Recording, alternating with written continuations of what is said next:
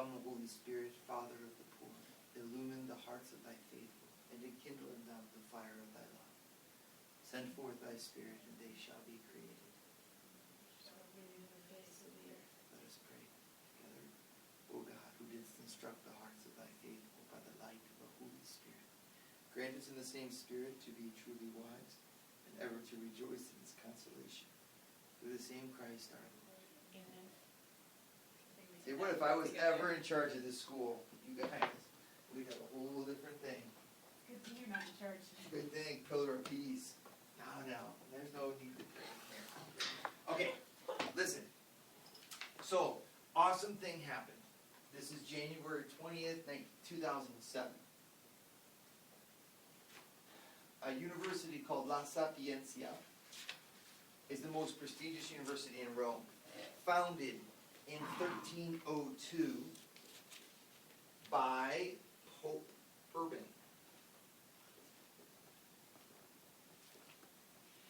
Founded by a pope. So really cool. The church, the Dark Age church, 1302. Obviously we're doing nothing but probably abusing women somehow. And it's basically like, no, we're founding universities. No state founded it. No state existed to found it. The Catholic Church gave birth to the university system. And the popes in Rome made their own university called Wisdom, La Sapienza, Wisdom. So the Pope, of course, wanted to give an address at this Catholic university. January 20th, 2007, Pope Benedict was slated to give that address. This was right at the beginning of his pontificate. And students protested. 50 students broke into the rector's office, staged a sit-in. There were anti-cleric week was declared around the campus. Anti-cleric, so anti-priest week. The week the Pope was going to come. 60 university professors signed a letter protesting that the Pope would be allowed to speak at the Catholic university that the Pope's founded. And the Pope himself, Pope Benedict, decided it was opportune to withdraw the day before he was supposed to give the talk because there was so much violent protest about him coming. What was the reason they were protesting? They said Pope Benedict in 1990, 17 years earlier, had given a speech at La Sapienza where he said that the trial of Galileo was just and fair. And so these scholars, 17 years later, say we're offended that we would even be allowed to speak because he's so offensive to us after saying the church's trial of Galileo was just and fair. What? Pope Benedict, when he was cardinal, gave a speech. Others criticized him because his stance on immigration of the New World was a positive one, meaning the church actually brought the gospel to the needed peoples. It's a charge that's intolerable. I point this out because what you're going to read is the address that he didn't give, but that he published anyway. And when you hear the intelligence, the depth, the balance of this man's mind, keep in mind that he wasn't even deemed worthy to give this speech to a bunch of university professors who would have a hard time coming anywhere near matching the depth of his argumentation. And that's the world we live in. It's a world of closed-mindedness. At SJI, I want you to be open-minded. You cannot close your mind. But remember what G.K. Chesterton said. Great quote. You know this one, Virginia, you know what I'm going to say? She's heard enough of my talks. An open mind Is like an open mouth. that is to close down something solid. Eventually, it needs to close on something. Great quote by G.K. Chesterton. You as evangelizers have to be closed-minded about the fact that you need to be open-minded. You cannot waver on this. Evangelization that we have to do today is all about a communication of truth. and you're going to be in an environment that no longer wants truth. I mean, how is it that liberal-minded people, open-minded intellectuals who claim the church is closed-minded, would have the audacity to close their university from his speech? Especially, this guy was introduced into the Académie Française, which is the highest intellectual honor collegium that you can be inducted in the world. These joker scientists that were at the university, they weren't part of the Académie Française. Benedict was, but they don't have any room for him. This is just a symptomatic thing that will have time and time again. So what's going to happen? You're going to have truth that you're going to want to announce. I remember Bree, for example, with art. I gave a whole seminar to actors. I did a 5-day retreat, spring break, with Father Nathan, actors from university who are theater majors, and we were going to put on a Shakespearean play, and plus I do philosophy classes, and we have prayer. And we did it for 2 years in a row. It was kind of good, except I had about 7 atheists in front of me. I don't mind having atheists. We're doing philosophy. And what I said was, art is about truth. And every single young, aspiring actor in the room balked at the thing and said, you can't say that art is about truth. So I went and I did research on what Beethoven, Mozart, whatever, Toscanini, all these great artists said, that their art was all about truth. But I was in front of 7 ignorant students who were bold enough to rebel against the teacher when they don't even understand that it's impossible to say that art is not about truth. Because if it's not about truth, then it's not about communication. If it's not about communication, it's not art. You know, what are you doing? Well, you had this closed mind because of that word truth. I need you to work, and we're going to look at these, we're going to take a look in the next 3 classes at Benedict and how he analyzes the current situation of our world.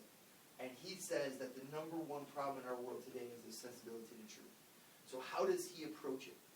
And the reason I'm doing this is that I want you to get out of these next 3 classes answers, right? For when you have to deal with some drunk guy on a plane, or people that don't get it, you actually have to listen to what Benedict says, because this guy, there's nobody better in the world than what he's all about. So I'm giving you the lecture in its entirety. The first page is nice. He basically is opening by saying, I'm a pope, so what am I going to say to a university? Very interesting. So this closure to truth, where does it come from? For Pope Benedict, and I'm entering into class 1 of these 3, how does Pope Benedict analyze this? You don't just say people don't want truth. That's not enough, right? Where does this come from? So you can put closed-mindedness. Why? He's going to say the divorce of faith and reason. He's going to say it every time. That's his big thing. I know this because I'm writing my whole master's degree thesis on this. The divorce of faith and reason. So what he's going to say is faith and reason. He's going to say that faith is unintelligent. Unintelligent. It's one thing you could say. The other thing that you could say is faith is private and incommunicable. Impossible to communicate. So he says this. You can imagine someone saying why are you smiling? And you said, because Our Lady appeared in Fatima. You know, it's like, you can't say that, you know. You have to say something like, oh, it's spring and it's warm outside, you know. But if you're like, Our Lady appeared in Fatima, the reason why you can't say that is because, I don't believe. So if you have a small group of your little believer friends, your little local sect called the Catholic bubble, then great, you can stay in your little group and talk all day, but you can't legislate based on that. You can't say God made babies in the womb, and that somehow that's intelligent. No. Faith is unintelligent because it's divorced from reason, and faith is private because it's divorced from reason. If we want to commune, a community must be based on reason. So the university, for example, should never have a pope come and speak to it. When Pope Benedict went to the Reichstag, the federal German government, he had 80 senators refuse to show up and listen because they said a pope should never speak to a government. Why? Because faith is unintelligent. The community has to be based on reason. And the popes, the church, faith, represents a threat to reason. Okay? Faith threatens reason. How would you respond to that? Do you guys want to do a little dialogue? Does that help you, or should I just keep on working on lecture? Why don't we go on a little dialogue? I think that would help you. How would you respond to that? You guys see the analysis? You're the closed-minded. Why does somebody not want you to talk about God? Why does Hillary Clinton not listen to what the Pope says? It doesn't have anything rational to say, and I'm someone that's talking about reason. So that's why people could be like, I'm a Catholic, so I'm personally opposed to abortion, but I'm going to vote in favor of it. My faith says no, but I can't impose faith on you. Why can't you impose faith? Because there's faith and reason, and two are separate. How do they, well, I mean, what is their definition of reason? Like, how can they? Good. Yeah. You're right. What's their definition of reason? Everything kind of hinges there, right? Yeah, I mean, even if you want to have some kind of,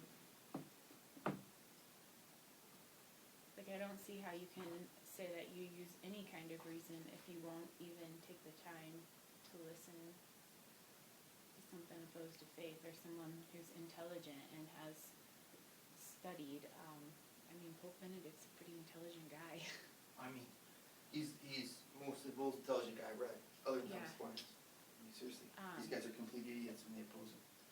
So, like, how can you reason that you can take this, extremely intelligent person and say nothing he says can possibly be true? Because they think he's biased because he believes in God, and it's a private revelation what he's. So it's just his gobbledygook. Yeah, it's his interpretation. That's where they would say that therefore it's not reasonable because it's all based on his interpretation. It's not intelligent. But then where is their reasoning come from? Because that's based on their interpretation too. I agree, yeah. But that's what All right, so let's go the this. argument is. I can't impose my religious claims on you. Why can't you? Why can't I? So I want you to take the aggressive position. So if I were to say, God says marriage is between one man and one woman. Now why shouldn't you listen to that? I want you to listen to that. God says it. It's in his holy word. All the saints have always said it. And so I'm going to say you can't do, about a pro-gender bathroom because the Bible and God said there's male and female.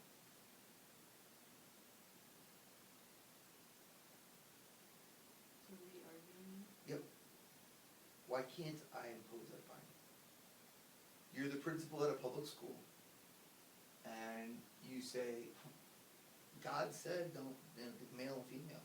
He did not say, and then those who are confused, they're not confused. I mean, so like, okay. Yeah, God told me to love, and so I'm accepting everyone.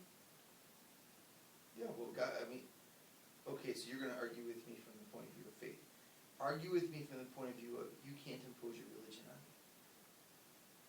I don't believe in God, so how can your reason trump my reason for wanting a whatever bathroom? The fact that you don't believe in God doesn't change the fact that he said this, and he's God, so he knows everything. How do you know that? Can you prove it? I don't need to prove it, he said it.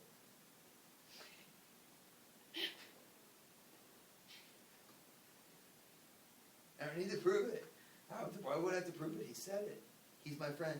The Almighty King of the universe who created everything has informed me and every Christian in the world. If you read the Bible, you would know.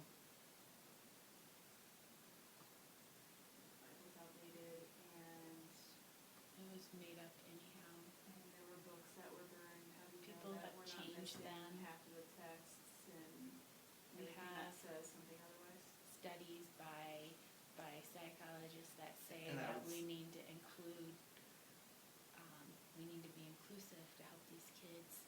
So, Good answers, good answers. What I wanted to get at was for you to try to get to the place in your brains where you suddenly were realizing that it's not rational. It was made up. There's a divorce in my brain to enable me to reject what God says outright. Be one thing to say, I'm not sure he says that. There's different testimonies amongst religions. Other religions say something different. But another thing to say, you can't talk about God. Our modern world would say you can't impose your religion because faith and reason are separate. Religion is not intelligence and ethnicity. The only thing is science. Are you guys seeing it? Mhm. Pope Benedict takes it on. That's what's so awesome about him. When you read him compared to John Paul II, he had a different focus. John Paul II was looking at human rights. Benedict doesn't talk about human rights. John Paul II was a passionate, like a freedom guy, and like a change the culture guy. And Pope Francis doesn't even try. He doesn't even try to go there. He's like a pastoral guy. He's like, be holy kind of guy. Pope Benedict was like, I'm actually going to answer the underlying question. That's why I love him so much. Because, like, look how hip that question is. Like, this is so avant-garde. He's not like a pope being like, let us try to convince the 7 reasons why the Eucharist is a real like, Pope Francis is like, Benedict is like, why aren't they listening to me? All right? I'm going to, instead of just getting mad about it, I'm actually going to find a way to force them to listen to me. And he does it in this speech, which they refuse to listen to. That's what's so bad about it. So this is a speech that he never was able to give. Well, I want you to read it with me now. With that in mind, he's actually going to be like, okay, you don't want to listen to me. Guess what? I'm going to show you why you have to listen to me. And he does it. I'm so excited about this. Okay? So page 1 is very good. You know, just put it down because it didn't come out on my thing. The last page. Okay. Take a look at this is good. First paragraph at the top of page 2.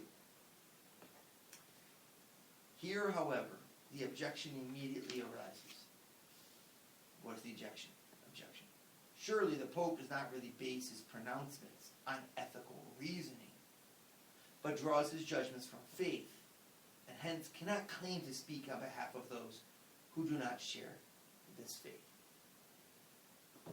Surely Regina, has her moral code of how she wants to run this business based upon not ethical reasoning, but upon her faith. And so we can't even listen to what she says in the office place because we can't base it something when people aren't all Christian. Little Regina and her little Christianity, that's her little opinion. Here we have to do something that everyone can agree on. Okay? So that is the question. So I want you to underline that or highlight it or whatever, because that's the question he's going to keep coming back to. And his question comes back to, how can a person of faith have anything to say that we have to listen to? So I'm going to go ahead and write that down. Because I think, again, like, he is so hip. Another thing I love about Pope Benedict is he always quotes the most modern guys, and usually he quotes atheists. He actually uses the very guys that they would accept. In his case, he's really genius. Okay, so the question is this. How or why must everyone listen to the faith-filled arguments of Christians? That's it. Pretty audacious. So he's going to talk to a bunch of students that are protesting him, his very existence, and his propos. All right, I'm going to prove to you that you have to take me, and you have to listen to what I say. It's so cool. That's exactly what he does. We will have to return to this point later. Because here the absolutely fundamental question must be asked. What is reason? Jabbergina. How can one demonstrate that an assertion, especially a moral norm, is reasonable? What's a moral norm? Things that are like accepted across the board that aren't necessarily moral, right? Just like a Close. human law. Law. A moral law. Yeah. So moral norm is contraception is wrong. Moral norm is you should have children. Moral norm is idiots should not be allowed to speak in public. Moral norms. So he says, how can one demonstrate that a moral norm is reasonable? What is reason? At this point, I would like to describe briefly how John Rawls is still alive. He's like this contemporary philosopher. So cool. So cool. How John Rawls, while denying that comprehensive religious doctrines have the character of public reason, nonetheless at least sees their non-public reason as one which cannot simply be dismissed by those who maintain a rigidly secularized rationality. Whoa. So his first argument is going to come actually from an atheist. I wouldn't say an atheist, I don't know if he's an atheist, but he's a secularist. So he's like popes and church and stuff. And so John Rawls, a secularist, is actually going to say, well, you have two types of reason. You have public and you have non-public. And faith is over here. So this means that he's going to be like an enemy of Pope Benedict. That's what's so great. Pope Benedict is like, yeah, he disagrees with me about where we should put faith, but he doesn't disagree with me about the fact that faith is reasonable. Isn't that cool? It would be like me talking about, I don't know, like Marx, Karl Marx, and being like, as Karl Marx said, we should take care of the poor. Like, I didn't say that. Yeah. It's really cool. So how John Rawls, while denying that comprehensive religious doctrines have the character of public reason, nonetheless, at least sees their non-public reason as one which cannot be dismissed. Rawls perceives a criterion of this reasonableness, among other things, in the fact that such doctrines derive from a responsible and well thought out tradition, which, over lengthy periods, satisfactory arguments have been developed in support of the doctrines concerned. So he's like, this secularist guy, why is it reason? Why would be faith teachings, we should say. So right here, why should we listen to faith-filled arguments of Christians?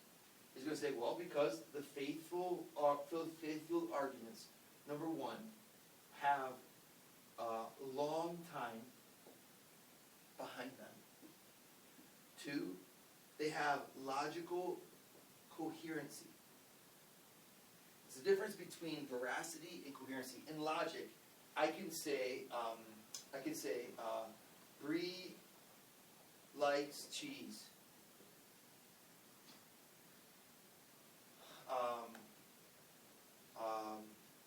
This is cheese. Therefore, Bree likes this. And you can say, well, this is coherent. It's just not true. Coherence means it's true to its form. So this is in the philosophy of logic. Coherency is it's true to its form. It's the famous truly of the Disney intellect. Veracity is another word for truth. Means it's true to reality. And so what Rawls is saying is, regardless of the question of veracity, it's coherent. And it's over a long period of time. He says, Rawls perceives a criterion for this reasonableness, among other things, the fact that such actions derive from a responsible and well thought out tradition, in which over lengthy periods, so you have the first criteria, which is logical coherency. Second, lengthy periods. satisfactory arguments have been developed in support of the doctrines concerned. Long time, logical coherency, you could almost put as a third, a body of arguments to support it. So take the question of one man and one woman in marriage. Oh my gosh, blah, blah, blah. I'm like, you know when this whole thing started that we would even define it differently? Like 25 years ago. So you're really telling me that truth has changed in the last 25 years? So like, now what are you saying? You're not even giving your argument. You're just saying you can't discount the whole philosophy of Western civilization just because you want to. And John Rawls, who's a secularist, not a believer, says, actually, I agree with that. So I'm not going to say it's worthy of public reason, but at least it's reason. You can't say it's not. It's very interesting. It's just one little philosophy. So he goes, you know, the important thing in this assertion, it seems to me, is the acknowledgement that down through the centuries, experience and demonstration, the historical source of human wisdom, are also a sign of its reasonableness and enduring significance. Faced with an ahistorical, which means a non-historical, or without history, form of reason that seeks to establish itself exclusively in terms of an ahistorical rationality, humanity's wisdom, the wisdom of the great religious traditions, should be valued as a heritage that cannot be cast with impunity into the dustbin of the history of ideas. So one of the problems with Benedict is that, like, no one can understand what he's saying. Which is too bad because it's actually gorgeous. Impunity means you should be punished if you throw religion into the dustbin of ideas. Why? Because this long time, logical coherency, a body of arguments, is also tested, accepted by experience. In other words, hey man, so you've got, 2.5 million persons of homosexual orientation that are engaging in, there's been 14 billion people who have been one man and one woman, and they've all testified that that's the only way. So you can't just discount that. The experience of human wisdom, every religion and every society in the history of the world, minus like 2, saying this is the only way to define the family. And you're going to, he's actually saying this is a historical justification for the reason, for rationality. So I can claim that, of course, it's reasonable because it's been done and tried, and it's been found true that what God teaches and the arguments we say, they have veracity. So I'm able to go beyond coherency. You can almost put a line here and say all this is coherency, and I can actually start talking about veracity because of the experience. So yeah, you can then counter it with other things, but the majority is going to be on my side. The overwhelming majority is going to be on my side. And therefore, I can just look at history and I can say, wow, there's a huge argument to say that that's true. Then he makes an interesting comment. He says, the criticism of this argument comes from a non-historical rationality. So you're going to sit there and be like, well, my little computer tells me that, that we don't know what orientation we are until age 16. And so it's just cultures that are dictating that to us. How do you prove that? Well, I can prove it by the mathematical or the scientific, not the historical. And what Pope Benedict is pointing out is, all right, if we take your ahistorical, non-tried out theory and apply it, we might destroy the whole thing. We know that if we go on this side, it's going to continue to be just fine. Maybe we have to tweak it and make marriages and families perhaps more welcoming and understanding for people that don't fit into it. People who have homosexual orientations need to be accepted more, they need to be approved more, they need to be loved more. You know, but redefining the entire family structure because of that small group is like the percentages of 0.4% of the population. Whoa. Pope Benedict's saying, like, be careful. That you're taking a non-historical rationality and you're discrediting a historically proved rationality. Using big words, okay? But I want you to summarize for me. And if it helps you to write it out, go up to the board and write it out. Can you put it in your own words? If I were to say, give me why Pope Benedict says that you must listen to the faith-filled arguments of Christianity, even if you're not Lutheran. Because they're based on traditions that go back in time. What's the value of that? Why is that important? There's truth in tradition. There's credibility. It's clearly something that works, so you can even say that, like, traditions are an evolutionary. Yeah. You're like, if this idea was wrong, how did it persist for 2,500 years? Right? Why wouldn't we have thrown it away? Are we all idiots? Is everyone that came before you an idiot? This is so fascinating. When you listen to a guy named Richard Dawkins, oh my gosh, I'm going to read this for you just to show you something, the arrogance. Well, it wasn't just Richard Dawkins, David Hume, who's the hero of all these type of guys. Oh, David Hume, this great philosopher, blah, blah, blah. David Hume says, every book that was written before me, I want to consign to the flames. Atheist book burner. Remember, you never take this guff from these idiots. They can't burn books. So did David Hume. He said everything, all this metaphysics, Aristotle, all the ancient stuff, throw it to the flames. Because I have a new idea that no one's had before. And I'm basically the smartest man in the world. Richard Dawkins, 1971, wrote a book called The Selfish Gene. Okay, so what he says there's only one question that matters in the entire world, and that's whether or not Darwin was right. If a Martian were to come to the planet and he were to say, what, to any idea, did it come before 1871? And if they say it did, then he'd say it's worthless. This is Richard Dawkins. No one had it right until now.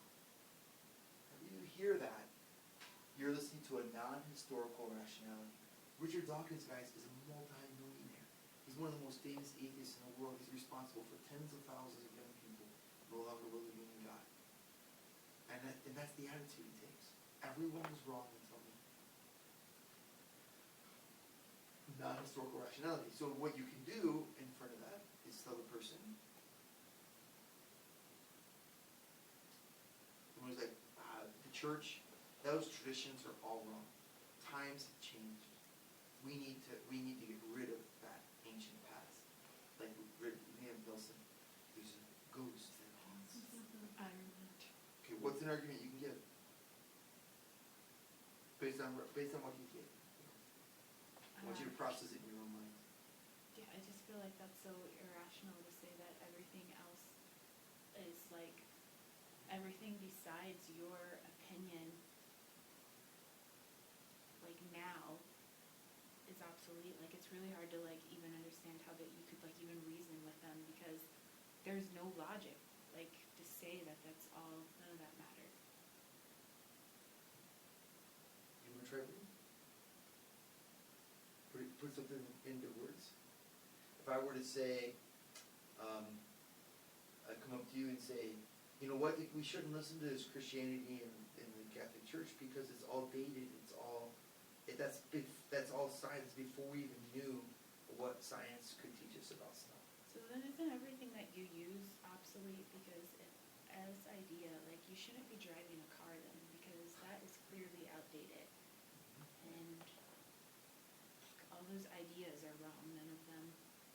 Well, no, very good. Do you want to try or not? Okay, so his thing, non-historical rationality is dangerous. It might be right, but one big argument on this end is we can't just discount this when so many people look at this. This is where you throw out the Mother Teresa of Calcutta argument, you know. She was great and she prayed every day. So what if they say, like, I mean, you have events that happened in history where it discredited what was previously believed. So, like, kind of they use that argument back, like, well, now we have proof that we don't actually have proof, but. Yeah. Just because it's not a lock. That's only one approach. Yeah. So you're right. You could look and say, even in your own faith, you've changed things or moved things around or narrowed You them could say down. the world was flat, or, you know, the Arctic used to be tropical. So in other words, it's not just because of this that it's right. Yeah. It's because of this that you have to listen to it. You see? Mhm. So he's not saying that, okay, that proves it. Since it's been around, it must be okay. No, it could be wrong. But you have to listen to it. That's the case he's making. Okay. You know, because, I mean, when you throw out, say, the family, one man, one woman, it's not just Christianity. This is also like every religious tradition in the world says this. Maybe not one, they have polygamy, but it's always men and women. I mean, yeah, You're the human just- race is gonna die out. Yeah, you're like the only people we can listen to are scientists. And it's just like, whoa. Okay, that's all. Good. Alright, so keep on going. Here he says, let us go back to our initial question. Pope speaks as the representative of a community of believers in which a particular wisdom about life has evolved. Isn't this cool to listen to him? Like, he's like acting like they're not even Christians. Like he's actually talking to atheists. Okay, the Pope, I'm the Pope. I know you don't respect me, but the Pope speaks up, you know? Like it's so cool. You don't see this with Francis. You didn't see it much with John Paul either. Pope Benedict is so respectful. And, you know, so Pope speaks as a representative community with a particular wisdom about life that has evolved in the course of the centuries of its existence. He speaks as the representative of a community that preserves within itself a treasury of ethical knowledge. You might disagree with it, but we have a huge body of thinking on this and experience. It's important for all humanity. In a sense, he speaks as the representative of a form of ethical reasoning. So he's not, it's really cool how he said, I'm not speaking as if I have all truth. This is one argument. The second thing that he's saying is that I'm speaking as someone who has a formed rationality about ethics. So religion. And it's time tested. So you don't have to agree, but do you have to listen? Now we must ask ourselves, well, what's the university? This is a vast question. So he starts off, what's the Pope? What's the university? I can only endeavor to respond in a telegraphic style.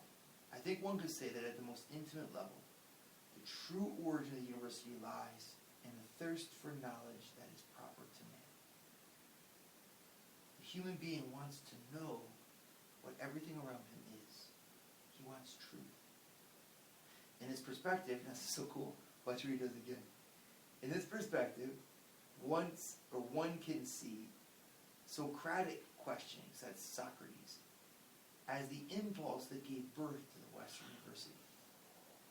I'm thinking, for example, to mention only one text, of the dispute with Euthyphro, who in a debate with Socrates defended the mythical religion and cult. Socrates countered with a question.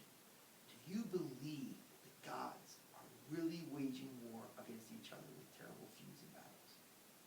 must we effectively say, Euthyphro, that all this is true? Isn't that cool again? Look at what he just did. He's actually quoting Socrates who is criticizing religion.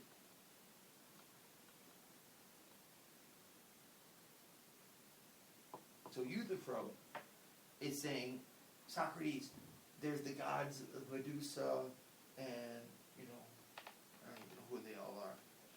Mars, and, these gods are fighting, and one has 7 husbands, and they kill her off, and all these stories about the gods. Euthyphro's saying, that's what you should be subscribing to. And Socrates is saying, do you really think this is happening? And so the Pope is going to come out saying, Christianity is on the side of Socrates. We think that you should think. Isn't that cool? Yeah. Because they could be like, no, we should take everyone seriously. The Christians of the first centuries identified themselves in their journey with this question, which does not seem to be particularly devout, but which in Socrates' case derived from a deeper and purer religious sensibility, from the search for the true God. The second thing he's going to say is that Christianity uses reason to purify its faith. So within Christianity itself, there's a dynamic where faith helps reason, and reason helps faith. So when you talk to a Christian, in other words, he's like, you can't even say historically that Christians are people of faith, but they're not people of reason. Because when, back in the day, starting with Socrates, Christians used that question to say that that's the way for true religion, is by using your knowledge. So again, he's using these historical examples that are so cool. Socrates wasn't Christian. Socrates died 400 years before Christ. But the Christians picked up on that and said, that's us. Isn't that something?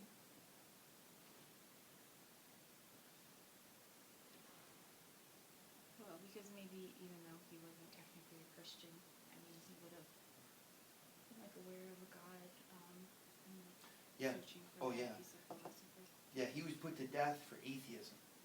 But it wasn't because he was atheist. It was because he was saying there's only one God, and there's not all these different cults. So his use of reason to purify the Greek myths actually cost him his life. They received their faith not in a positivistic manner. We're going to talk more about that later on. And that positivistic manner would be like only what you can see and measure. Positivism, like just scientific type of stuff. Nor as a way of escape from unfulfilled wishes. That's what we have. Rather, they understood it as dispelling the mist of mythical religion in order to make way for the discovery of God, who is creative reason. God, who is reason love. This is why reasoned inquiry concerning the truly great God, so you really thinking about it, asking serious questions, and concerning the true nature and meaning of the human being, what is it really all about, did not strike them as problematic or as a lack of due religious sentiment. Rather, it was an essential part of the way of being religious. It goes back to that arrow. Christianity, he says, actually invites reason, wants reason, uses reason, extols reason. Hence, they did not need to abandon or set aside the Socratic inquiry, but they could, and indeed were bound to accept it, and to recognize reason's laborious search to obtain knowledge of the whole truth as part of their own identity. In this way, within the context of the Christian faith, in the Christian world, the university could come into being. Indeed, it was bound to do so. So there's like